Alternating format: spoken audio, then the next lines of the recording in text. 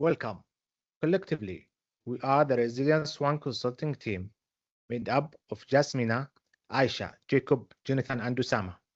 We are here to present to you the executive of Polystar and analysis of what we have determined is the most pressing problem facing your business today.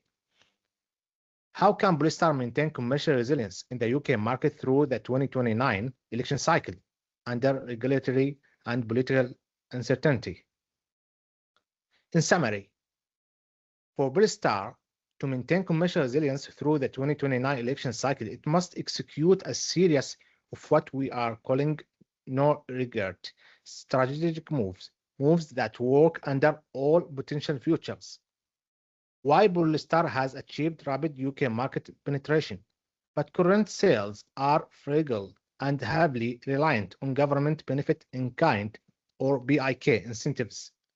We believe that the 2029 election cycle introduces radical uncertainty for Polystar. Plausibly, at the negative end of the uncertainty scale, up to 50% of UK vehicle demand is potentially at risk. This could be catastrophic for Polystar as it is still operating at a loss.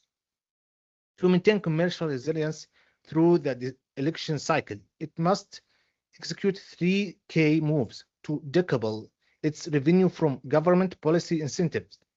Firstly, it should look to protect fleet revenue effective immediately. Secondly, it should look to grow corporate demand for its vehicles. Finally, it should build private ownership by 2028. These three moves made sequentially will enable Polystar to be significantly more resilient to the radically uncertain future it's currently facing.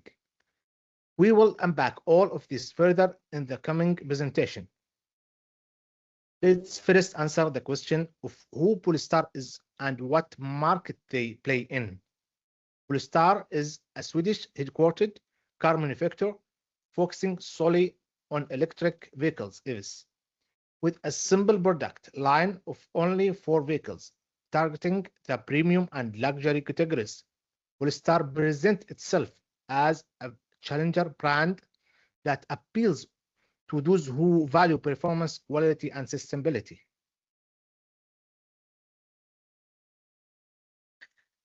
Now let's consider Polystar's current business strategy. Polystar has established a strong position in the premium EV market. They've done this by focusing on 5 key areas: increasing their vehicle portfolio from 1 model to 4 models, targeting the corporate segment through fleet sales, taking advantage of the salary sacrifice schemes offered by large companies, improving the retail network through physical stores, previously only online, embedded sustainability into their premium offering, and good old-fashioned marketing, resulting in Polystar becoming the fastest-growing premium brand in the UK. Next, let's look at Polystar's financial performance. On the surface, numbers look good: 95% year-on-year growth in the UK and 400% since market entry in 2021. Within the space of 5 years, Polystar has captured 11% of the total premium brand share in the UK, pulling customers away from other established battery electric vehicle brands such as Tesla and more traditional names such as BMW and Audi, who have also expanded in the EV market. Polystar's success has largely come down to executive vehicle segments, with 75% of all sales being linked to salary sacrifice and corporate fleet schemes. However, despite its excellent start in the UK market, Polystar operates in a highly uncertain environment. In our view, it would be at best foolish and at worst reckless to forecast a linear path to growth for Polystar, particularly when looking at commercial resilience through the 2029 election cycle. Let's evaluate the current UK political landscape. The UK is currently governed by majority Labour government and has been since July 2024. Labour's policies toward electric vehicles sit somewhere in the middle of the spectrum, as shown on the left. supporting the ban on new internal combustion engine ICE sales in the UK from 2035. However, policies vary widely between parties, from Reform on the EV negative side of the scale, who are committing to scrapping the ICE ban and introducing tariffs on EV imports, which would affect Polestar, who manufacture the vehicles in China,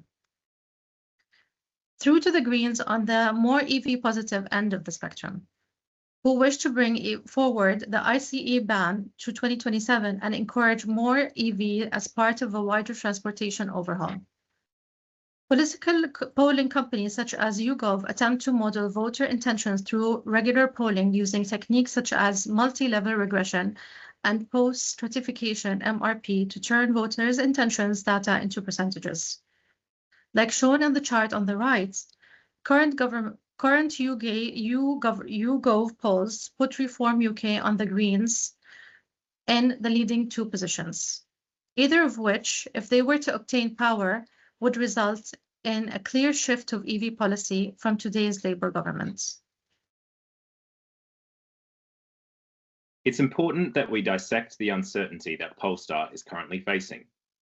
Notwithstanding the attempts of companies to use modelling to forecast the future, we know, based on the seminal work Radical Uncertainty by John Kay and Mervyn King, that forecasting and modelling techniques tend to fail when there are innumerable outcomes, probabilities cannot be estimated reliably, the system structure is unstable over time, and past data becomes uninformative about the future. In our view, based on our analysis, our problem of ensuring commercial viability through the 2029 election cycle represents uncertainty in the level 4 true uncertainty level of residual uncertainty, when assessed through Hugh Courtney's 4 levels of uncertainty model. We can't reasonably or reliably bound the range of outcomes. It's really anyone's guess what will happen. This is because we are operating in a space with multiple known unknowns. We know someone will win the election in 2029, but we don't know whether it will be a majority government, a coalition, or some other composition of government. We know that each party has an EV policy, but we can't reasonably predict, using traditional probability analysis, the likelihood of the party successfully implementing those policies in line with the stated timelines, particularly because 2 of the parties leading in the polls, Green and Reform, have never once held power in the UK. We know there will be some demand for EVs in the future, but we don't know and can't reasonably model through to 2029 what the demand for Polestar's premium and luxury EV products will be. Consumer preferences are vulnerable to rapid shifts. Affordability could suddenly decrease due to higher input costs such as material and labour, or other modes of transport could become more popular, for example, due to safety concerns. So, if we can't model our way out of this problem, what should we do about it? Having now understood the uncertainty that Polestar is facing, we move to considering how to approach solving the problem. In doing so, we should consider various tools used to manage uncertainty, including forecasting, sensitivity analysis, and wargaming. Each of these has value. However, forecasting and sensitivity analysis both rely on an underlying assumption that the system is relatively stable and that outcomes can be modeled or predicted. In our problem statement, that assumption does not hold. Further, wargaming could have been a useful tool to consider due its flexibility. However, given the constraints of this consulting engagement and the complexities of trying to run through an entire war game in our short presentation, it would not be the most optimum method to take you through today. Given that the UK EV market is subject to radical uncertainty, where not only outcomes are unclear, but the structure of the system itself can shift, scenario planning is an appropriate method to employ for the problem solving, as it allows us to explore a range of plausible futures rather than relying on a single forecast. This gives us a more robust basis for decision making under uncertainty. So let's take you through some scenario planning.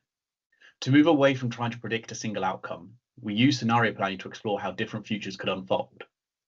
We structured it around two dimensions: government policy support and EV market demand.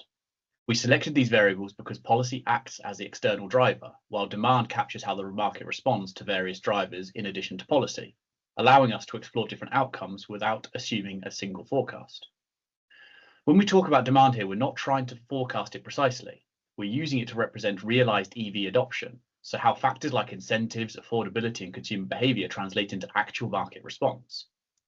The key dynamic we're really testing is what happens if Polestar loses both the carrot tax incentives, like the BIK incentive, which enable salary sacrifice, reducing taxable income and lowering the effective cost of EVs for drivers, and the stick of regulatory pressure through the ZEV mandate, which requires manufacturers to meet EV sales targets.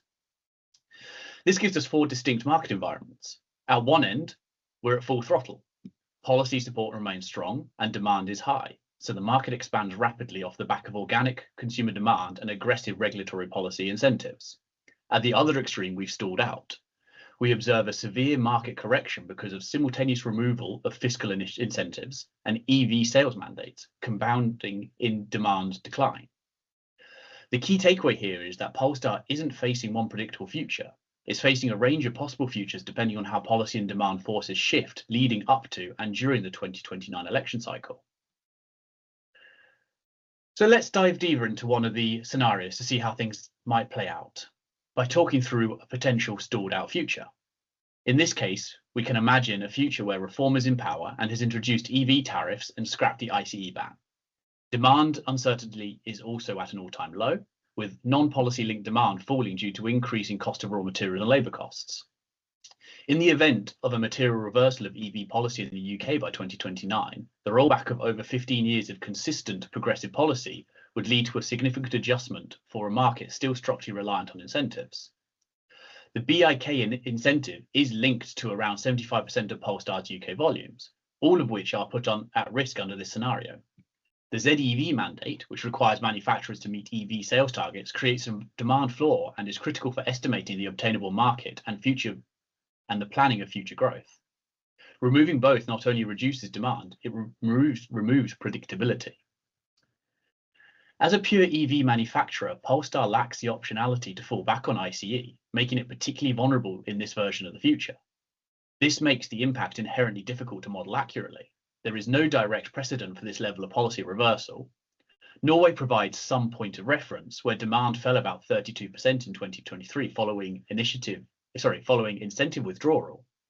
The UK market is materially less mature, with EV penetration at approximately 24% compared to 80% in Norway, suggesting that the impact of incentive removal here could be significantly more severe. What is crucial to understand is this 32% figure should be viewed as a conservative floor rather than a ceiling for potential damage. We are therefore presenting a range that reflects true uncertainty rather than a deceptive point of estimate. Key variables include the implementation speed of new tariffs and the velocity of the market's negative response. A 30 to 50% reduction in demand is a plausible range. For Polestar, which is currently operating at a loss and relies on the UK approximately for 28% of global volumes, even a moderate decline would be materially detrimental. So what should Polestar do to remain commercially resilient through the 2029 election cycle in the face of this radical uncertainty? Polestar can secure its future by transitioning towards policy-independent revenue streams.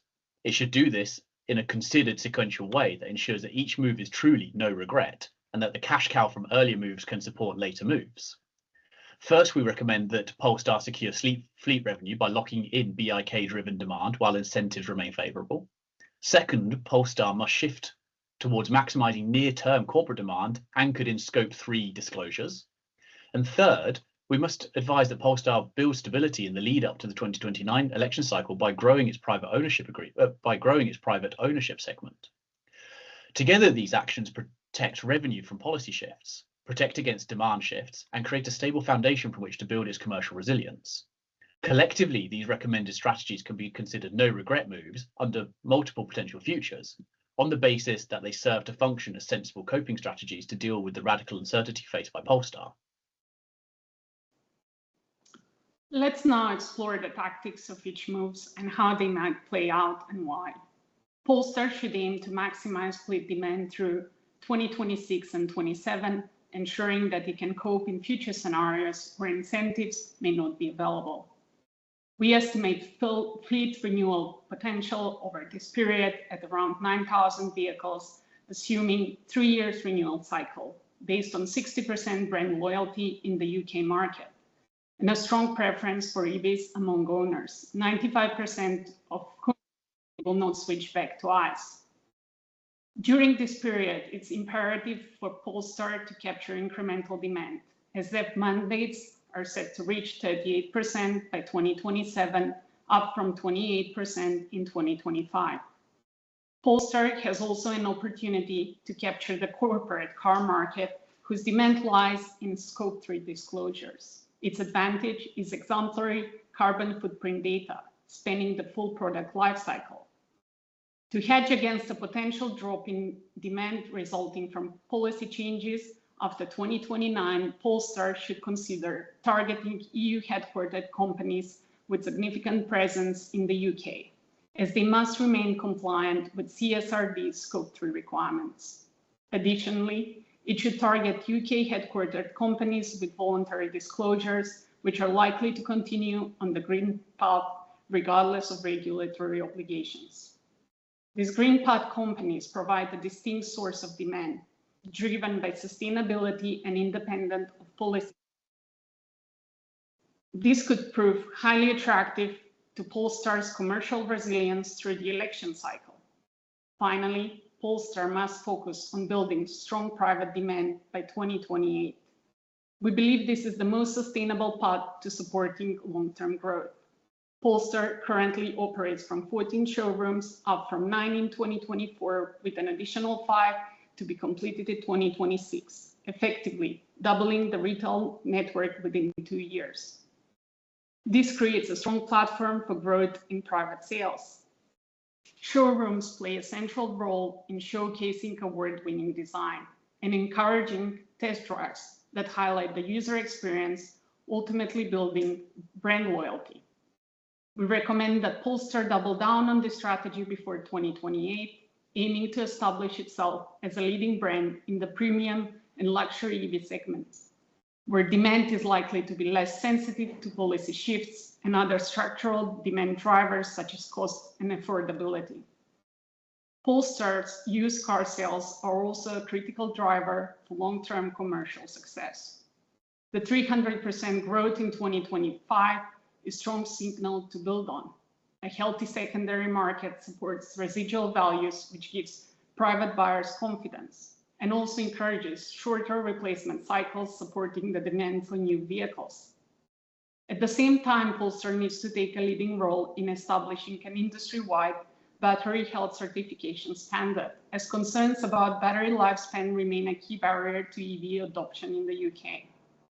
To summarize, private buyers in the premium and luxury segments across both the primary and secondary markets provide a more stable source of demand and have a lower sensitivity to sudden policy shifts.